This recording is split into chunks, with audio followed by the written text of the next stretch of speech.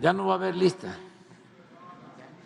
Buenos días a todos. Juan Hernández de Diario Basta, de Grupo Cantón, Tabasco Hoy, Quintana Roo y Campeche Hoy. El próximo 27 de febrero del 2020 se van a cumplir 4 años del inicio de lo que fue la pandemia de COVID-19 en México. Ahorita que he estado escuchando las intervenciones, que he estado escuchando precisamente todo lo que rodea al sistema de salud, pues bien vale la pena hacer un corte de caja referente a cómo fue que usted encontró el sistema de salud, ¿no? Pues cómo se ha ido avanzando precisamente a lo largo de estos 5 años. Estamos hablando de los gobiernos pues sí, de Enrique Peña Nieto, incluso de Felipe Calderón, que dejaron pues obras inconclusas. Estábamos hablando incluso de fachadas, ¿no? Ni siquiera obra negra de hospitales. Estamos hablando de un sistema de medicamentos pues prácticamente viciado, ¿no? Estamos hablando de contratos de más de 10,000 millones de pesos asignados a pocas empresas. Realmente, ¿cómo se fue avanzando precisamente en este trabajo? Dicen que el hubiera no existe, ¿no? Pero ¿qué hubiera pasado si no hubiera existido la pandemia de COVID? ¿Cómo estaríamos ahorita? Esa sería mi primera pregunta. Pues si hubiesen vendido las vacunas y hubiesen hecho otro jugoso negocio, porque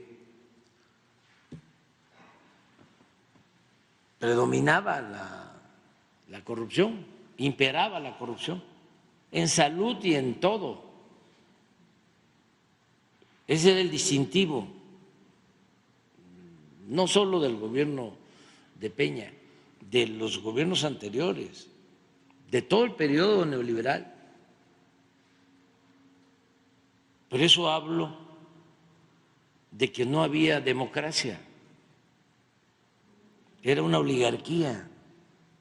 La democracia es el gobierno del pueblo, no existía un gobierno para el pueblo. El pueblo no existía,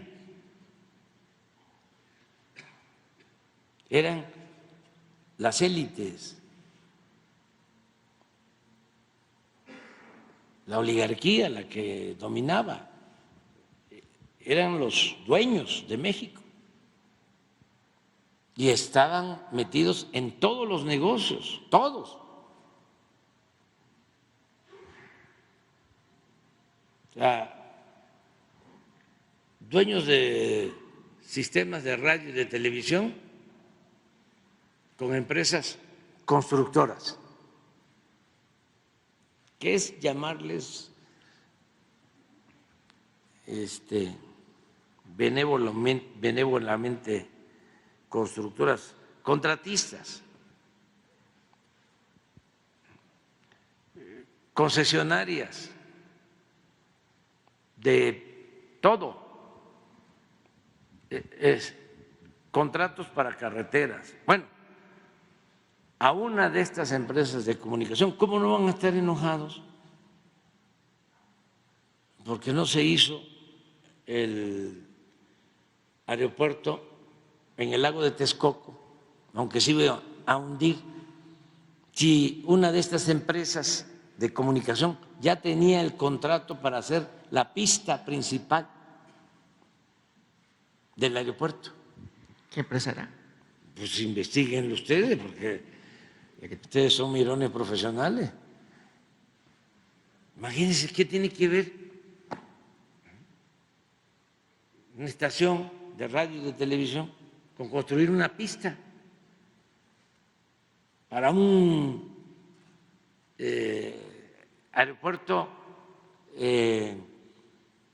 súper moderno, ¿no? De lo mejor del mundo. Trajeron hasta un arquitecto para diseñar el famosísimo que cobró un dineral. Bueno, ya le tenían dado el contrato. Pero aparte, contratos para la construcción, administración de hospitales, para la venta de medicinas, para el mantenimiento de carreteras, para la administración de los reclusorios, para todo. Entonces, en el caso de salud, pues no había médicos, no había especialistas. Antes de el COVID, en el 19 hice una gira, porque traía yo el propósito de hacer valer el derecho a la salud. ¿Cómo lo vamos a llevar a la práctica? ¿Cómo se va a convertir en realidad? Porque me tocó a mí hace más de 40 años crear centros de salud, hospitales.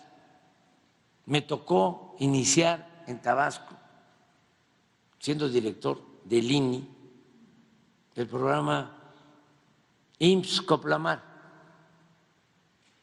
hace más de 40 años. No había sistema de salud pública.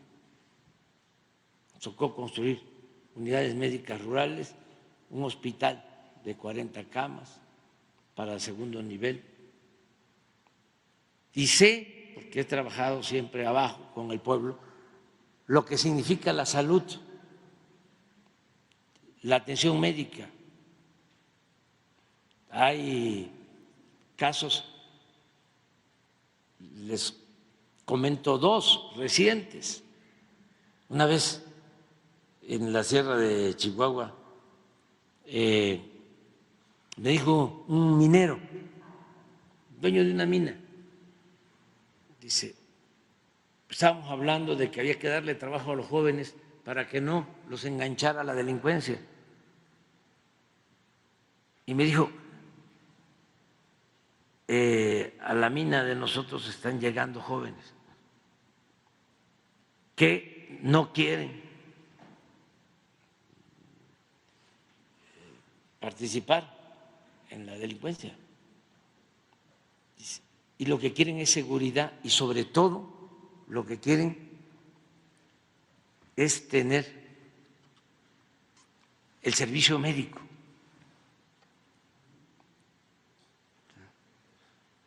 Que es importantísimo. Los cañeros,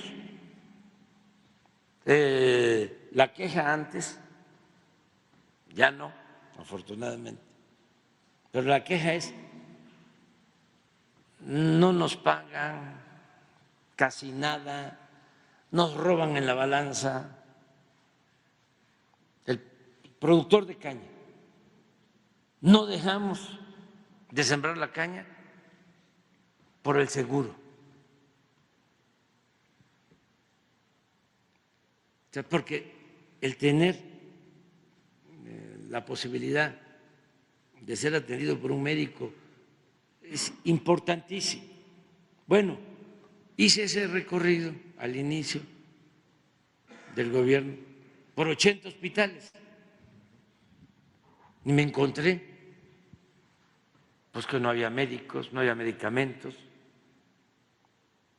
no había especialistas. Recuerdo bien que visité 3 hospitales de Yucatán, del IMSS, Bienestar, en ese entonces. Y en los 3 no había pediatras.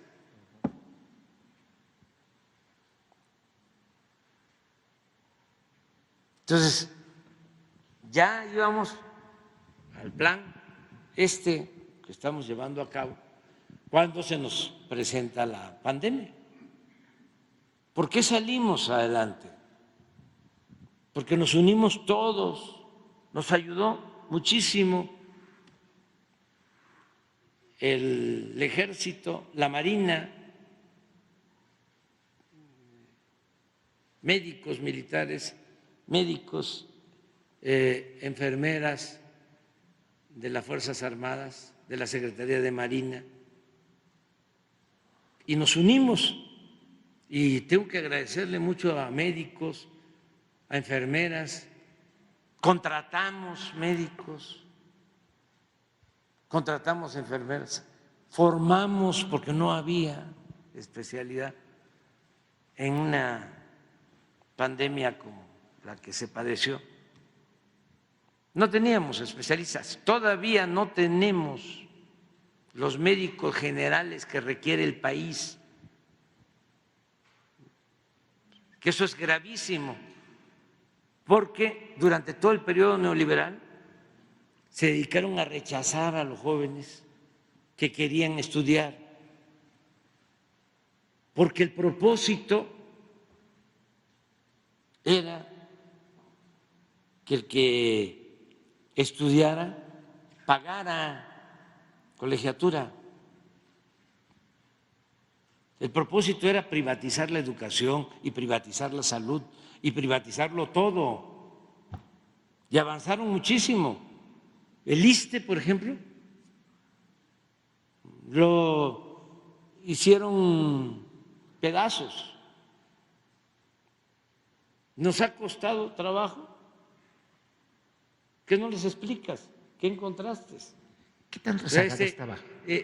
Estaban privatizados todos los servicios. Bueno, la tragedia esa lamentable de la guardería ABC fue por esa política de privatización de las guarderías. Entonces, y encontramos esto que hemos denunciado de cómo 10 empresas tenían el negocio, muy influyentes, vinculadas a los políticos para la venta de las medicinas y además medicamentos adulterados. Y no había abasto. Entonces, cuando decidimos que vamos a mejorar el servicio de salud y vamos a acabar con la corrupción y ya se acaban esos monopolios, se genera pues una reacción que todavía la estamos enfrentando, pero vamos avanzando y vamos a cumplir con tener un buen servicio de salud. Y en el caso de la pandemia, pues trabajando día y noche, levantamos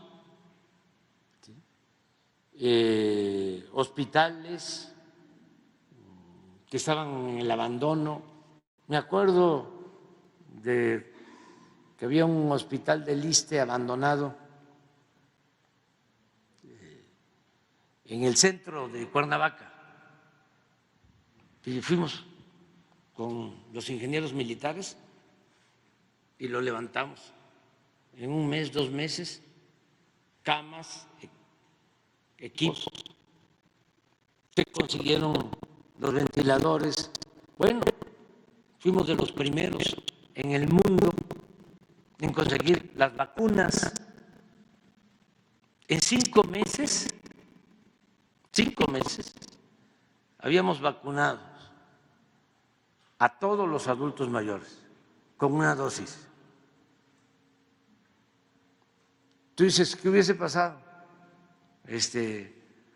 con otros gobiernos? Pues,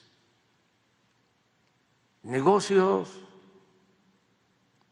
Ahora, con esto de que, a ver, que dejen entrar la vacuna Pfizer para que las farmacias pueda haber, pues claro, que se deje entrar.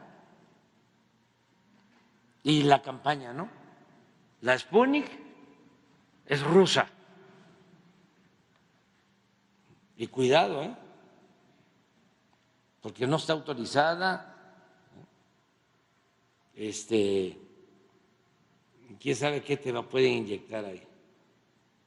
una de esas te hacen comunista.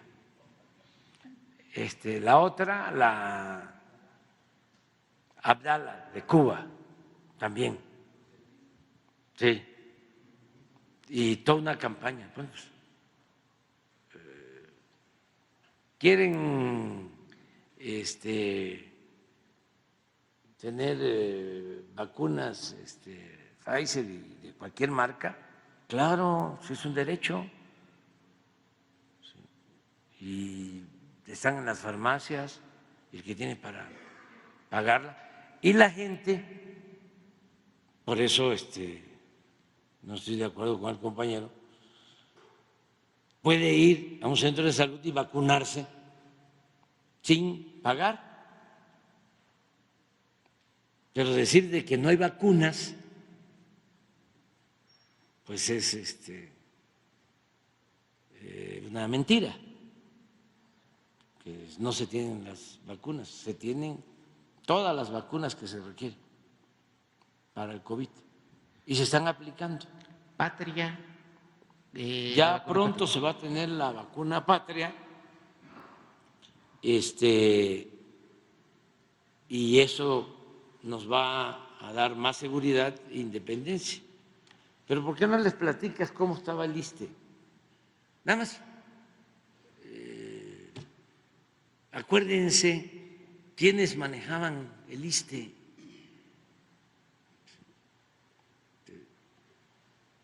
Los que salían de gobernadores. Una vez aquí, hace relativamente poco, dije de que la maestra Elbester le ayudó a Felipe Calderón en el fraude.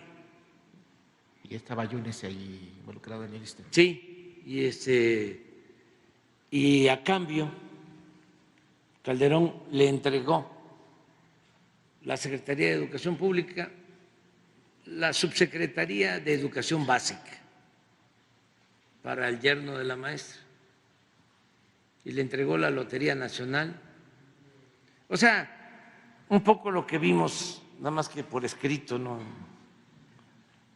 En lo de Coahuila, sí. Y le entregó el ISSSTE a Yunes. Y luego Yunes se peleó con la maestra, o se pelearon, y hubo diferencias ahí.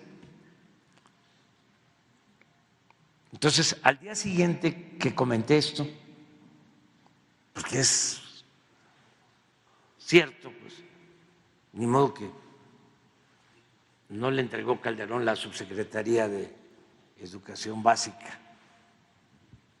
al yerno de la maestra, pues es de dominio público, pues está documentado, y la lotería y también el ISSSTE.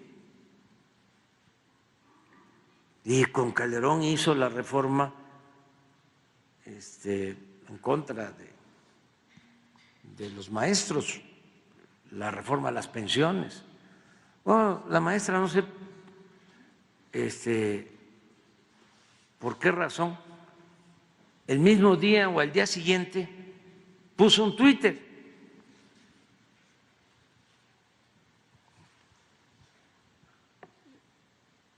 y luego lo borró, pero no lo tendrán por ahí contestándome. Es interesante también todo esto. De repente lo encuentran porque lo borró, diciendo de que, palabras más, palabras menos, de que ella no tenía que ver con Yunes, que se deslindaba de Yunes, que incluso ella había denunciado a Yunes con Calderón y que Calderón le había dicho que si se metía con Yunes, que iba a usar la fuerza en contra de los maestros. El ejército. Que la iba a esperar con el ejército. Entonces, así era el manejo del ISSSTE, ¿no? ¿Pero qué cosa fue lo que encontramos? Con su permiso, presidente. Pues encontramos corrupción, conflicto de intereses, fraudes, involucramiento de autoridades, de ex servidores públicos que habían sido directivos del ISSSTE y que ahora están siendo propietarios de empresas que prestan servicios al ISSSTE. También, pues, oposición al cambio, presidente, y pues desacuerdo con las políticas públicas implementadas por el actual gobierno. ¿Y qué instrucción recibimos de parte del presidente López Obrador? Mejorar el servicio en beneficio de los trabajadores del Estado. Que los pacientes derechohabientes tengan médicos y medicinas, que haya abasto en las unidades médicas del ISSSTE. También pues que hubiera hospitales suficientes. Por eso actualmente se están construyendo 6 nuevos hospitales en diferentes estados del país y también se está haciendo ahorita, estamos en la negociación para la adquisición de los hospitales que estaban privatizados y que van a ser propiedad de la nación, propiedad del ISSSTE. A eso nosotros le llamamos nacionalización. Y pues se trata de también no que haya 62% de la receta cumplida a los derechohabientes, sino que sea 100% de la receta completa a los derechohabientes. Entonces, se trata pues de que cambiemos ese paradigma donde el ISSSTE era un cascarón y que adentro, un cascarón con muchos hoyos, y que en una parte tuvieras necesidad de una placa y esa placa la tiene el servicio un privado, no la da el ISSSTE. Se trata de unos análisis y pues esos análisis la da un privado, no es el ISSSTE. Si se trata de la anestesia, imagínense ustedes, también la da un privado, no es el ISSSTE. ¿Qué quiere decir? Que la mayoría de los servicios del ISSSTE eran por privados, no eran por el propio gobierno federal, aunque pues todos los trabajadores del Estado pensábamos que ese servicio pues era del servicio, digamos, del gobierno federal.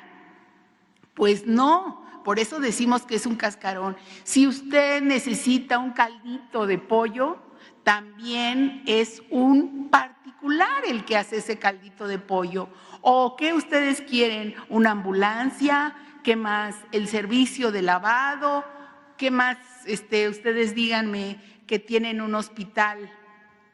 Todo el servicio se fue privatizando paso a paso para convertir al ISSSTE en un cascarón. ¿Qué cosa es propiedad del ISSSTE actualmente? Bueno, las instalaciones y también el servicio que prestan los trabajadores, médicos y enfermeras en su mayoría. ¿En qué consistían? El trabajo consiste en algunos casos, porque no hemos acabado, en que se le contrata a un integrador, a un empresario, y ese empresario da el servicio que necesita el ISSSTE, pero el personal es del ISSSTE. Entonces, pues no solamente tiene que ver con que preste un privado, que puede ser bueno o malo, sino en mejorar esos servicios y que el recurso que tenga el ISSSTE alcance para dar un mejor y más servicio, que en lugar de que un medicamento te cueste una cantidad muy grande, inalcanzable, que haya medicamentos siempre en todas las unidades. Y bueno, nos hemos dado la tarea de estar checando unidad médica por unidad médica. Y actualmente el 86% de los pacientes ya se llevan su receta completa. El otro 14%, a veces es un 75%, a veces es un 50% de la receta que a veces no se la llevan completa. Pero todavía, pues el presidente nos dijo, nos llamó la atención y dijo, no quiero el 95% ni el 97% de la receta completa, quiero el 100%, y pues en esas estamos. Pero además estamos muy contentos, a ver si pronto podemos dar el reporte, presidente, del avance de los hospitales que se están construyendo en el país. Entonces, sí pensamos que los trabajadores al servicio del Estado, los maestros, los carteros, los policías, todos los que tenemos derecho al servicio del ISSSTE, podamos tener un mejor servicio en unos meses más. Y hemos avanzado bastante en muchas otras actividades, y precisamente pues nos toca la evaluación mañana miércoles por la tarde, y todos los compañeros del ISSSTE y los que están comprometidos, porque es una mesa grande en donde participa el IMSS dándole apoyo al ISSSTE, donde participa COFEPRIS, donde participa la Procuraduría Fiscal, porque se ha seguido los pasos de la corrupción y se ha tenido castigo a los servidores públicos y también a las empresas que no cumplen con su trabajo, porque pues antes se pensaba que una empresa no cumplía al 100% de lo de su contrato y no pasaba nada. No, ahora tienen que cumplir al 100%. Todavía nos falta. No estamos todavía diciendo que ya llegamos al 100, pero a como lo encontramos al día de hoy, vamos avanzando en mejorar los servicios del ISSSTE. ¿A cuánto ascendieron los fraudes que ustedes detectaron? Bueno, Le quiero dar un panorama completo, si así nos permiten estos días, porque tienen que ver unos con fraudes a laudos laborales, que por ejemplo se tiene un ahorro de más de 15,000 millones de pesos solamente por los fraudes. Yo les quiero hacer un comentario, a lo mejor es muy personal.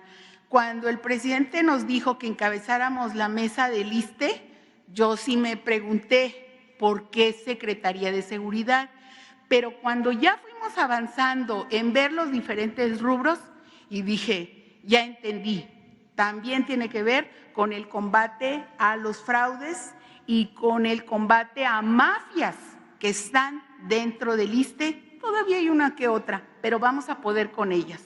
Estamos ya sacando todo lo que es un obstáculo para dar un mejor servicio en el ISSSTE.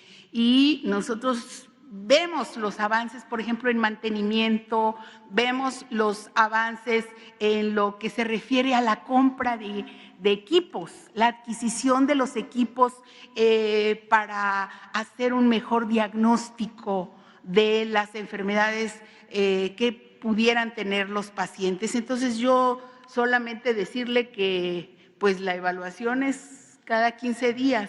Entonces, estamos ciertos pues, que tenemos que tener respuesta para la exigencia del presidente, pero más bien para la exigencia de la gente que quiere un mejor servicio. Eso sería, presidente. Y rápidamente,